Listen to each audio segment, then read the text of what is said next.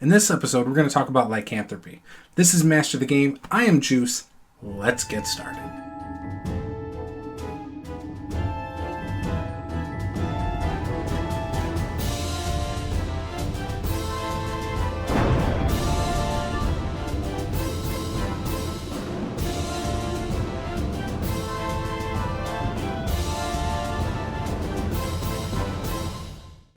Alright, so lycanthropy is when a creature has been infected and can change into a creature at night. Most notably is like a werewolf. However, in D&D, there's other creatures too. There's wereboars, weretigers, wererats, and werewolves. Any animal you can think of, you could technically make a were animal of. So when a character is infected, they, in theory, lose control once they switch to their animal form. Typically, it's a bloodlust, but in D&D in particular, they say that you can either refuse the curse or accept the curse. Now, refusing the curse means basically you walk around as your normal humanoid form until a full moon, and then you turn into a monster, losing your inhibitions, and you just become a beast. This could be a lot of fun, especially to do this to players. I have had a player that I have tried to do this to before. However, they dropped out of my game before we got to really do it. So I was a little bummed about that. And he was a barbarian, so it was going to be perfect. If you resist the curse, that's what happens. Basically, if there's a full moon, that's what brings it out of you. Now, if you've embraced it, the idea is that you can learn to control it a little bit, and then at times you can even decide when and when not to switch in and out of animal form. So that's kind of cool. Now, this also says that no matter what, you basically lose control as a player, or as a person or humanoid. You will give in to the bloodlust when you are in these animal forms. And that's cool, and I think that's fine. However, I think it would be cool to give your players the ability to fight it. Maybe it's a wisdom save, and maybe so they're switching into that form. If they make the wisdom save, then they still are fully conscious, but in animal form. Now, if they get into combat in this form, maybe when they get into combat, they have to make a save every round until they fail. Once they fail full on, they have to play it up a certain way. Maybe that's a way to do it. So there's something there that you can play with as a DM with your group and test them. Say, hey, embrace this as a role-playing opportunity. And encourage the other players, hey, play this up fairly, but just remember, maybe some metagaming and realizing this is a party member isn't such a bad idea. So try not to kill him. That's just something that I would probably encourage my players to do. Let's go over some of the different, were types. So a werebear has an armor class of 10 in humanoid form and 11 in bear and hybrid form. Strength is its great stat. It's a +4. It's immune to a lot of stuff. Basically, bludgeoning, piercing, and slashing from non-magical weapons that aren't silvered. So you're going to see that trend here. Basically, they need silvered weapons to hurt them. So again, keep that in mind. Silvered weapons or magic is going to hurt them. A werebear is a CR 5, which is pretty high. They get multi-attack. They can do a bite that is huge. +7 to hit, 2d10 damage. A claw that's +7 to hit, 2d8 +4 damage. They can also wield weapons. Keep that in mind. So this has it down as a great axe. I would probably, if I were you, just not use weapons for the most part, but every now and then to switch it up if you're having a heavily influenced campaign with a lot of were animals, then maybe throw in some weapons. Wereboar. Same thing with the armor class. Hit points are almost half of what the werebear is, but it is still a challenge of 4. Has a charging attack. It's relentless.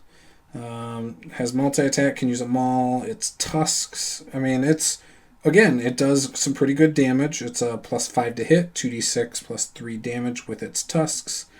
So it's no slouch. I feel like the CR is, for it being a 4 compared to a 5 of a werebear, I have a feeling that's going to be a huge drop-off compared to that. It's not going to feel like just a CR1 difference. Wererats are just a challenge 2. They have about half of the hit points of a wereboar. Multi-attack again, bite. They have a good sense of smell. Their bite is a +4 to hit and 1d4 +2 damage. Can use a short sword, hand crossbow, weapons. Wererats are actually really fun to use in a lot of games, especially in sewer games. A were-tiger is a challenge 4. Hit points 120. Keen hearing and smell. Multi-attack, its bite is a +5. And it's 1d10 +3 damage. Claw, again, +5. 1d8 +3. Once again, can use weapons. Then there's the werewolf. Now, the werewolf is only a CR3. It's only got 58 hit points according to this.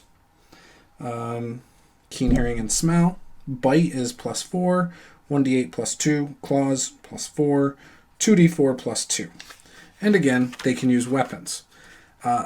I think with how iconic a werewolf is, especially if you're using a lot of different lycanthropy animals in your game, I would probably beef it up a little more. Probably so that it's a 5 with the werebear.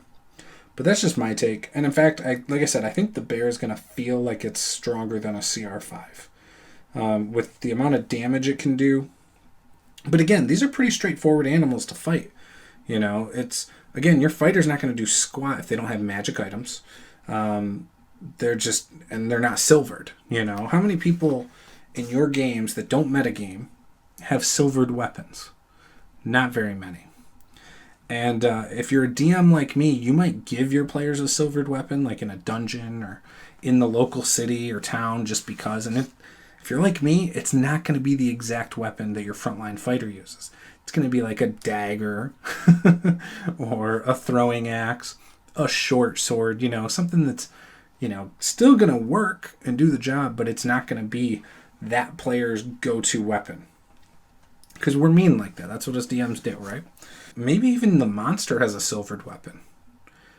So maybe if they can disarm the weapon and use it against them, that might be a cool way to use a silvered weapon or to give the player silvered weapons. And imply like, hey, the weapon is very shiny. It almost looks as though it's a piece of silver jewelry. Boom. Triggered. Now your players are going to go, oh, well, how do I get it? So now they got to figure out how to disarm him and then use it against him. So that's a cool way to use it. Werebears, again, how can you use these things? One, look at the monster, the animal, and how does that inspire you? A monster such as a werebear is big, right? So think of the humanoid form representing that, right? So you're probably going to have a big guy. Maybe he's a chef. Maybe he's a cook. Maybe he's your blacksmith.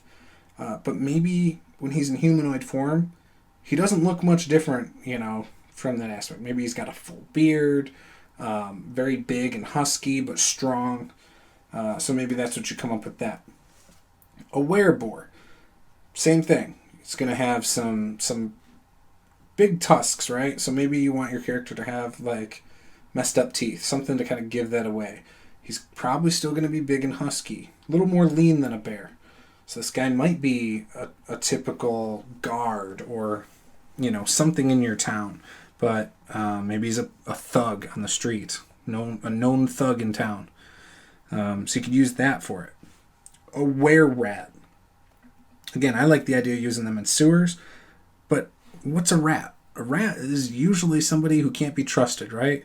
Usually a sleazy, I don't know, I imagine like a scrawny weasel type guy, So maybe it's a worker at one of the taverns who's known to rip off people, Maybe it's maybe you want to play on the city a little bit, and since they're probably going to be in sewers a lot, it's a local guy who works in the sewers and helps clear up things. A were-tiger, I've got nothing for a were-tiger. I probably won't use were-tigers in my games, to be honest. If you've got an idea for how to use a were-tiger, post it below. I'd love to hear about it. A werewolf, I've used werewolves in my games. I have a town that I totally ripped off another guy's ideas that I'm friends with. She ran games for us in Grand Rapids, ran a couple sessions, and she called it Bog Sylvania was the city. And it was a city that was surrounded by a wall, and all the guards and everything. There was once a year they did this thing where they basically took new people away. Most of them never returned. Some would return as guards, and I could have the story wrong. But I believe they infected them with the virus that made them into werewolves. And the whole city was based on this. And most civilians didn't realize it, but they had an assumption that that is what was going on. So yeah, werewolves you can use in a lot of creative ways too. Could just be a group in the woods. If you like Dragon Age like me, you can have the elves that are werewolves from that.